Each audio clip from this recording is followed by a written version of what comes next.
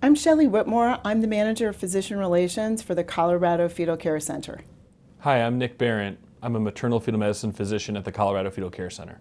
So we've developed this new tool, the Infant Action Plan. Can you tell me a little bit about why it was developed and how useful you think it will be for referring providers?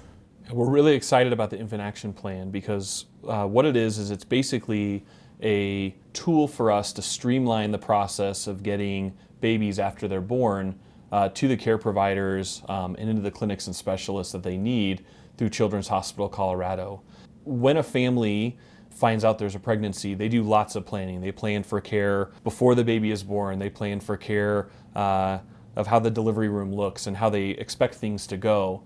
But there are some families that do receive something we call a prenatal diagnosis, which is where you find out that there is something about the baby that's going to require some follow-up.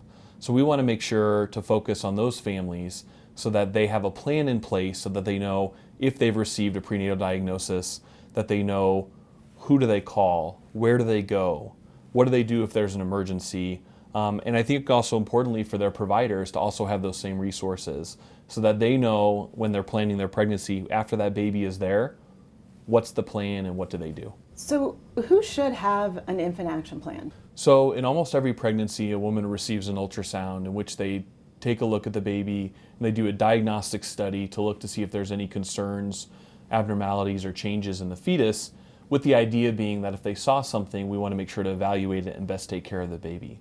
So anyone that's received what we call a prenatal diagnosis, or a diagnosis where there is at least some concern that the baby will need some follow-up after they're born, those patients should have an infant action plan. That infant action plan will allow them to, again, have an idea of what diagnostic studies do they need, what clinics are they seen at, which physicians do they follow up with, and most importantly, where do they follow up with? And we want to make sure that we have that available here at Children's Hospital Colorado.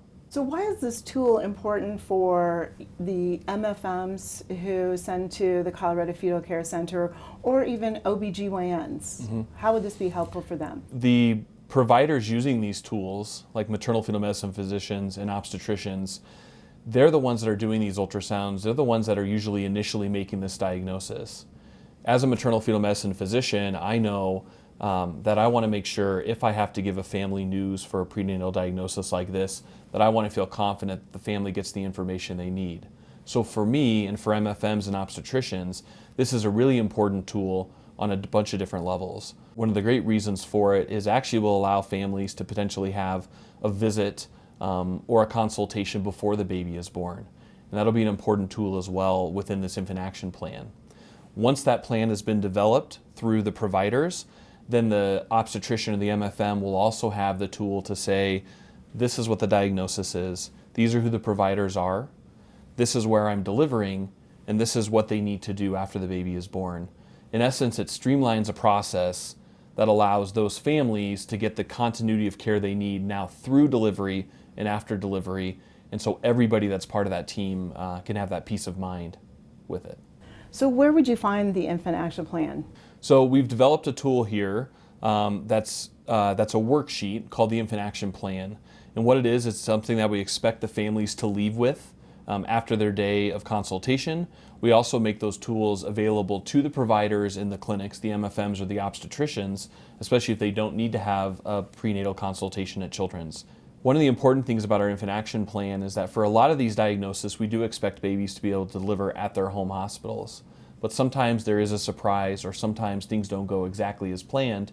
And we also want to have, as an important part of this, the ability to emergently or urgently bring those babies into Children's Hospital Colorado.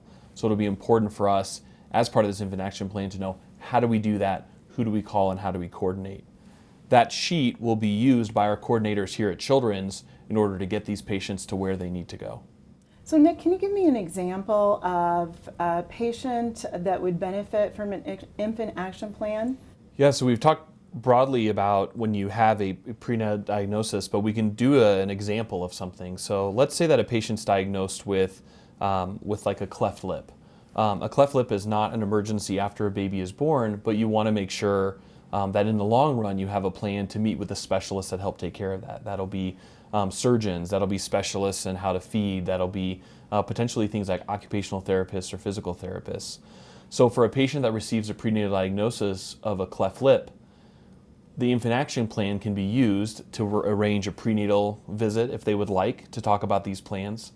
But most importantly, that infant action plan will be used so that the caregivers during the pregnancy and the families know that these are the steps that will take place after the baby is born. We have the benefit here of being in a top 10 children's hospital nationally. We have many nationally ranked programs here. And so we have the resources and the tools and the availability to really make this a one-stop shop and really a comprehensive care center for these families. And so for our patient that has been diagnosed with a cleft lip, what we would do is after the family has the baby born in their home hospital, they'll start to work on feeding, they'll start to work on the initial care, but they'll have a real well-prescribed plan that says, after 1 week, we want you to call this clinic and this coordinator, and then we'll arrange all of your visits that day. After 2 weeks, here's what we need to do. Therefore, the family doesn't have to worry about who do I call and where do I call and how do I do it. All that is done, all of that is prepped beforehand, so once they have that baby in their hands and they can focus on their care there, they can leave it up to us to do the rest of the work. If you'd like more information about the Infant Action Plan, please go to our website or call the Colorado Fetal Care Center for more information.